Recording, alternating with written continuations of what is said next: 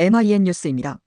2022년 5월 출범한 윤석열 정부는 코로나19 팬데믹을 헤쳐나가는 방법이 서툴렀고 다양한 인사 논란을 거치면서 국정을 제대로 장악하지 못했다.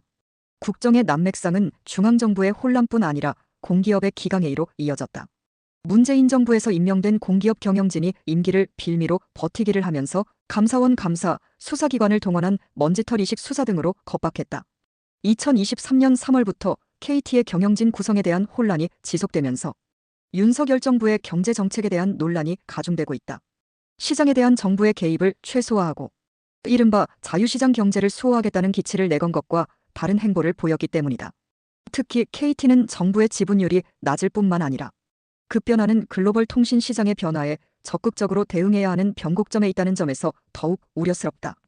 윤 정부가 추천한 최고 경영자 후보의 면면이 거대 통신사를 경영할 능력과는 거리가 멀다는 세간의 비평도 고민거리다. 이사회가 선임한 CEO를 낙마시키고 새로운 CEO를 내세웠지만 경영성과는 시원치 않다.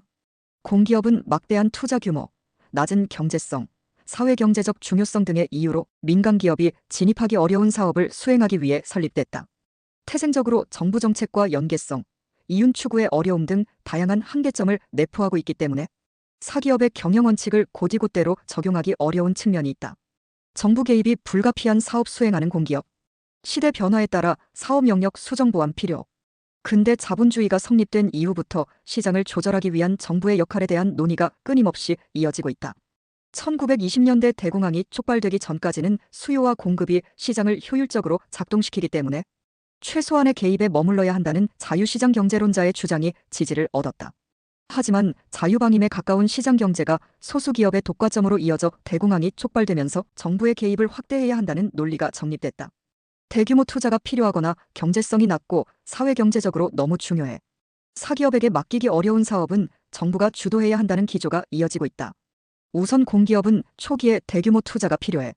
사기업이 도전하기 어려운 철도, 고속도로, 항만, 통신 자원 개발 등의 사업을 영위하기 위해 설립된다. 일제강점기에서 해방된 우리나라는 국민의 서구식 시장 경제에 대한 이해도가 낮았을 뿐만 아니라 시장을 이끌어갈 사기업도 전무에 정부가 주도할 수밖에 없었다. 철도를 건설하고 운영하는 코레일, 고속도로를 관리하는 한국도로공사, 항만을 통제하는 항만공사, 통신을 지원하던 한국통신, 석탄광산을 개발하는 대한석탄공사 등이 대표적이다. 대한석탄공사는 1980년대부터 석탄 대신 석유를 연료로 대체하면서 사양길에 접어들어 존립 자체가 위태로운 상태다. 2025년 6월 강원도 삼척 도계광업소가 문을 닫으면 한국광의 광업공단으로 흡수통합될 예정이다. 다음으로 국가의 무역진흥, 국제협력, 근로복지, 쓰레기 매립지 등 기본 인프라에 속하지만 투자 대비 경제성이 낮은 사업도 사기업이 관심을 보이지 않는다.